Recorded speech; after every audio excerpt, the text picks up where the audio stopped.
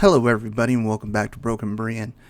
And it looks like, based on a resume on LinkedIn of a developer who is stated as saying Gotham Knights, that he worked on Gotham Knights that are going to be released on two unnamed, unreleased systems.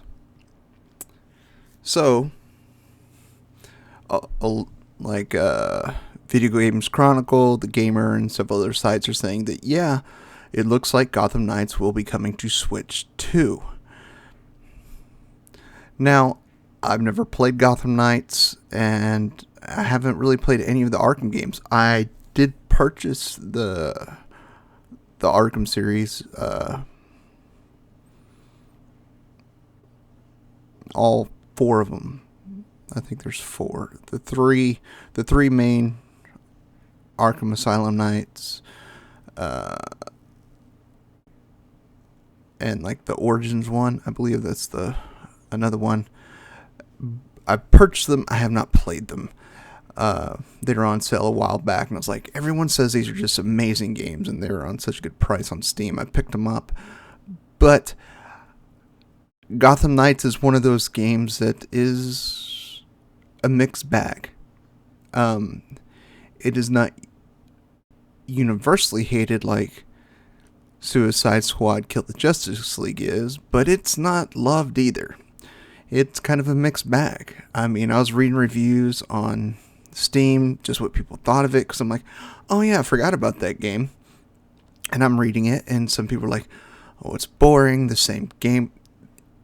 Every character you can play, the four characters, they all play exactly the same. They're no different, so it doesn't matter who you play. And some people are like, this is great, I loved it. I went in with low expectations, and it surpassed them. And so the reviews of it are all over the board. And I get it. Some games are like that, you know. Some people love them, some people hate them.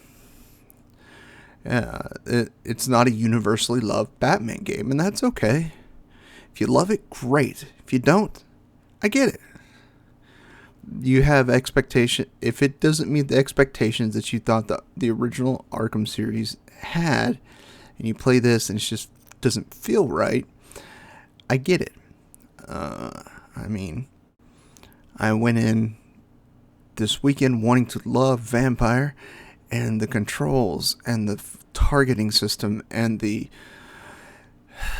combat is wonky beyond belief. And I'm like, oh my gosh, I should have just picked story mode, because it is almost, it's ridiculous. It really is.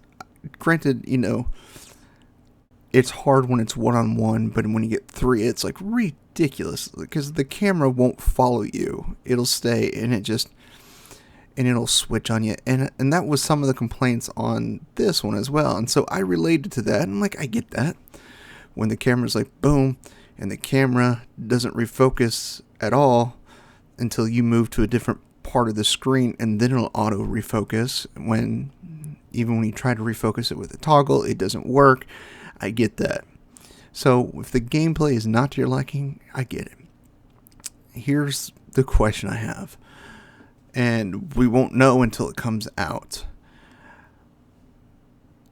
Hogwarts Legacy, I knew people that were playing it on PS5 and PC, absolutely loved it, couldn't get enough of it, and I didn't have a gaming PC at the time. I just had my Switch, and I waited and waited. I waited like 11 months. It was 11 months after the initial release, almost. I guess it came out in 9 months. So it released in February of 2023. And it came out for Switch in November. So they ported the game backwards to Switch.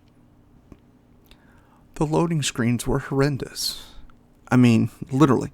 It drove me nuts. Okay, you got to go find these things in Hogsmeade and go to the shops and buy these things. You go in, it brings up a loading screen. It says loading. And it took me back to like old school PC gaming. Not even like PS1, like old school PC gaming. Where it's like, oh, you went to a new section. So it's the laser on the CD-ROMs trying to find that sector. Boom. Found it. Initialized. Boom. And it goes. I mean, it was... Some of the shops were like 10 to 12 seconds. Some of them were like 5 to 7. And I'm like, this is getting ridiculous. And we're talking shops. We're not talking brand new areas. We're talking going in and out of a shop. And you'd leave shop, go to the same thing every time. And it just got to the point I'm like, for what I paid for this is almost unbearable. And I eventually did stop. And I eventually just, when it came on sale a couple months ago on Steam, I bought it again. I was like, fine, I want to play this game. But it was so frustrating on Switch that I'm like, okay. And that's what has me worried. If they were reporting it to Switch, if they're reporting this version of Gotham Knights to Switch, I wouldn't get it. I would recommend people don't get it. Because I know what I went through with Hogwarts Legacy. And it was just so frustrating.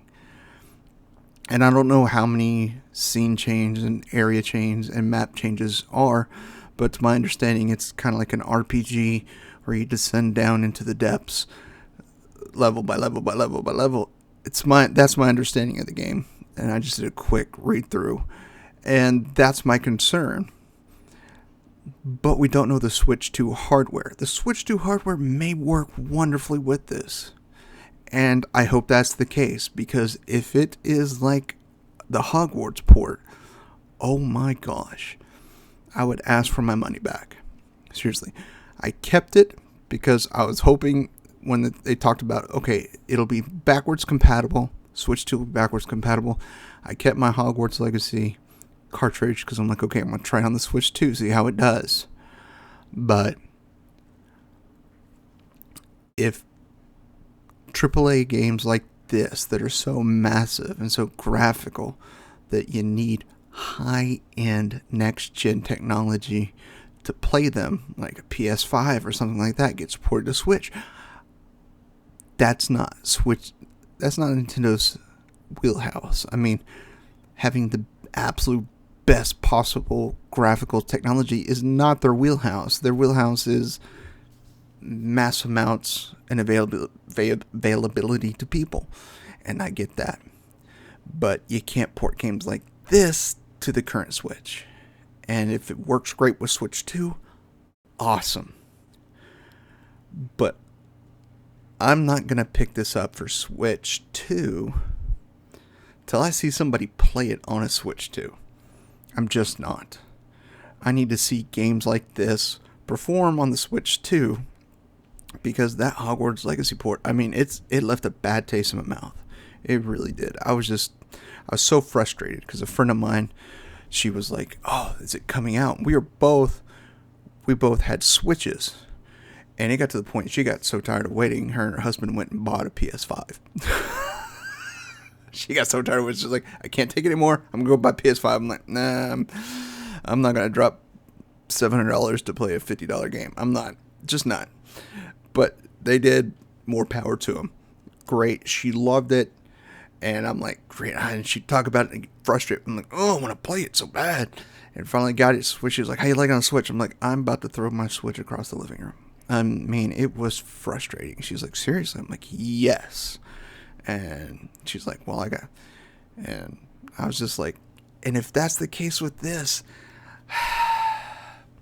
if Switch 2 doesn't perform on this, it's just going to be a sign of what games not to expect coming to Switch 2. And these high-end, high-graphical AAA, quadruple A games are just not going to be that playable on Switch 2. And that's all we can say. So until someone says, hey, I'm playing Gotham Knights on Switch 2, and it's working great, I'm just going to have to say no. Just because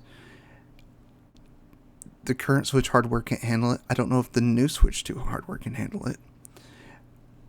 By all accounts, it should. By all standards of upgrading, the level of technology, and the components within, it should be able to handle Gotham Knights. Should. Will it? I don't know. And that's why I'm like, I mean, This isn't Hello Kitty Adventure Island. This is a very textured, I mean, just look at Red Hood there. I mean, just very textured. That's supposed to be Red Hood with the spikes on this helmet? Huh. I don't know. I noticed the spikes with the bat symbol, and I thought that was like, oh, that's Red Hood. Maybe it is, maybe it's not. I haven't played the game, so I don't know. But it is a mixed review game, and I mean, not like, oh, okay, there's lately. Like, it's mixed across the board throughout time. I was just skimming through a bunch of reviews, and I'm like, well, it said two of my favorite words, and that was Batman and RPG, and I'm like, yes.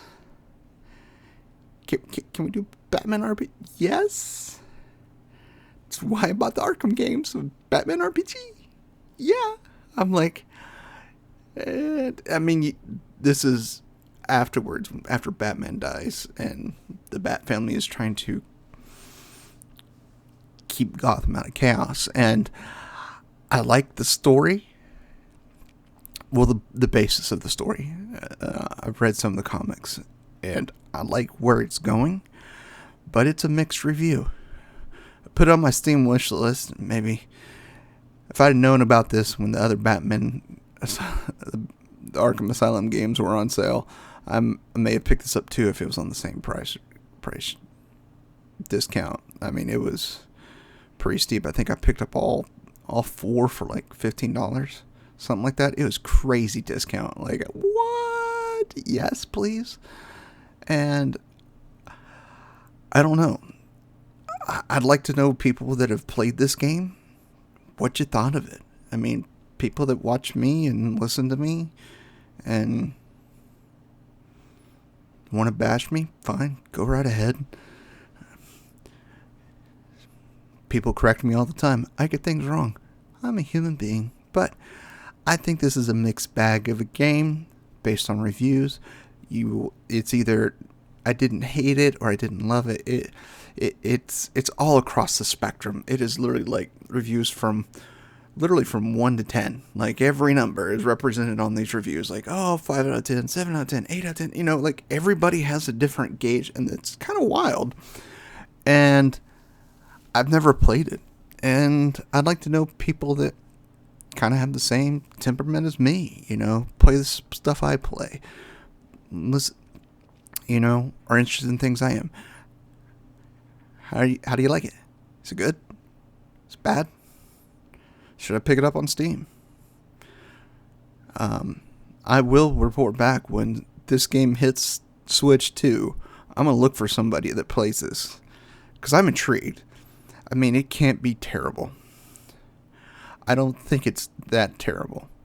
I really don't. Just based on reviews and the gameplay I watched for a bit, I don't think it's terrible, but I do think it has to come to a conclusion somewhere that it's not the best Arkham game that they made. But it's not the worst either, because that was some of the reviews too. I got both of these games, this and Suicide Squad Kills the Justice League, and I went with low expectations. At least this is not Kill the Justice League. That was a lot of the reviews and negative reviews. At least it wasn't Kill the Justice League. So I'm like, it's not universally hated. I may or may not like it. I don't know. And I've never played the Arkham game, so it's kind of one of these things. It's like, yeah, let me know if this is like, yeah, if it's cheap enough, pick it up. And if you enjoy the Arkham games, you'll enjoy this. Or if you didn't, if you enjoy the Arkham games, you won't enjoy this. You know, just give me your opinions, because I'm just curious. You know, I'm just a dude navigating this crazy world that we call life and having fun doing it. If you want an expert gamer, there's plenty of channels out there. You want a dude that's just doing his thing and just having fun, come on. We can hang out. We can do some fun things. I'm not even sure. I cataloged all the games, my backlog games I need to do. And I may just, let me know. Should I make a video of, like, y'all pick what game I play next? I mean, let me know. If that's something cool. I don't know. I may do that. I don't know what games I should play this year.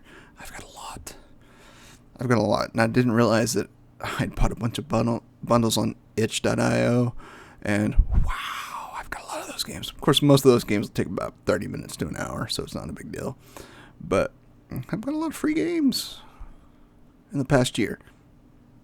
Actually getting a PC game. I've collected way too many for 1 year of gaming on PC for the first time since World of Warcraft.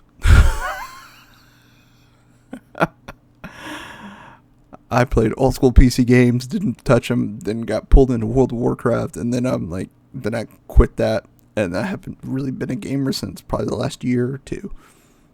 So, please let me give me your thoughts. I'm just curious what's out there, of what you people think, because I'm nobody special. I'm just having fun. So until next time, my friends, as always, I love you all, and there's nothing you can do about it.